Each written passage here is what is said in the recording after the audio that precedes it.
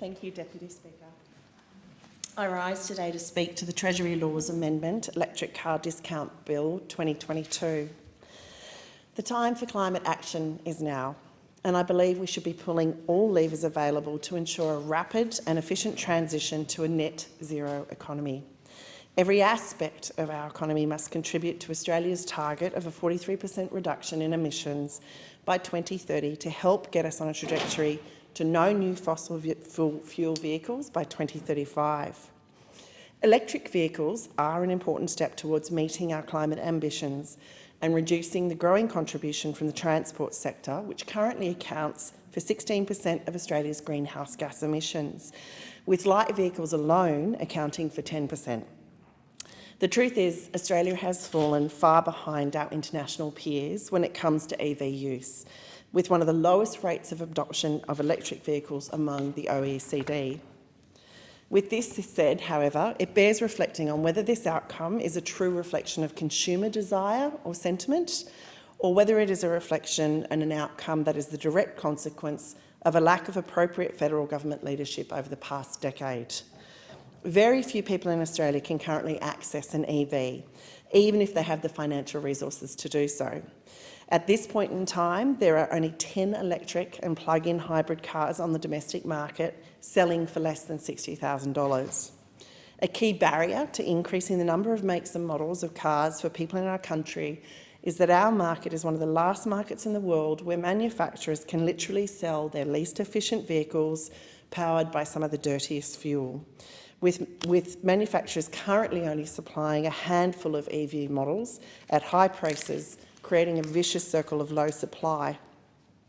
The bill we are debating today aims to help ensure and encourage greater uptake of electric vehicles and reduce our transport emissions as part of the government's broader climate agenda. By reducing the upfront costs and ownership costs of electric vehicles, the bill is addressing a significant barrier to buying them. But as an outspoken advocate for faster, cleaner transport for all, while I support the intention of this bill, I think there are some improvements that could be made to it to ensure the opportunity and benefit from this reform is available more equitably across Australia. To achieve faster, cleaner transport for all, it is imperative we do two things. We need to increase the volume of electric vehicles, and we need to ensure that the incentives and infrastructure is there to accelerate the uptake of the available EVs. In this context, the bill currently drafted allows second-hand cars manufactured after the 1st of July 2022 to be eligible for the fringe benefits tax exemption.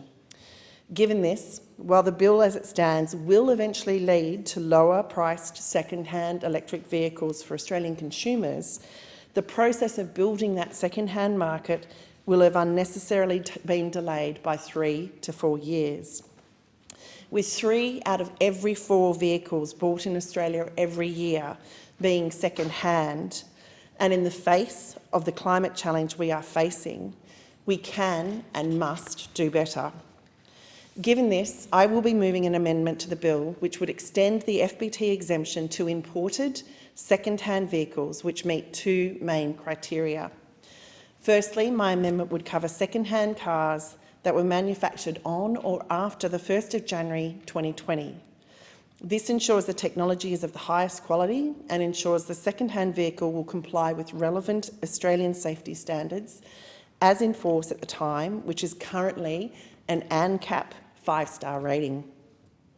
Secondly, my amendment stipulates that the second-hand cars that are imported into Australia. This ensures we are growing the pool of available EVs in the Australian market. Making a higher number of EVs available will significantly accelerate the uptake of EVs at a much faster rate than the government's proposed 3 to 4 year timeframe.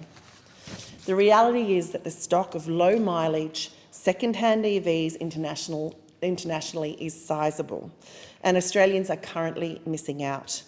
In Japan alone, there are up to 20,000 second-hand EVs available per annum, and up to 150,000 vehicles from the UK. An increase in the supply of affordable second-hand vehicles can be immediate if this bill was extended to include the FBT exemption to imported second-hand cars.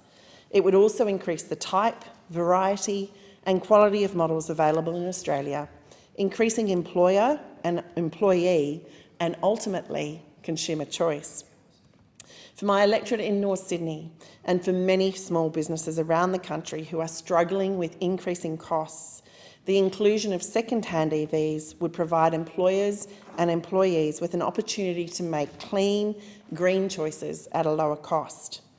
By extending the FBT exemption to imported second-hand EVs, small business owners like my mother and my father and many in my family and amongst my friendship and community group will potentially equally benefit from more affordable EVs. Moving forward, I commit to continuing to work with Minister Bowen to have input into the delivery of the government's national electric vehicle strategy to ensure the rollout of any EV strategy ensures equity for all. If we work together and get it right, something as seemingly simple as an EV policy can deliver on many fronts, from saving motorists money on fuel and car purchases, increasing the scope of consumer choice on EV models, reducing our reliance on imported foreign oil, improving health outcomes by reducing pollution, and importantly, reducing transport emissions. Thank you.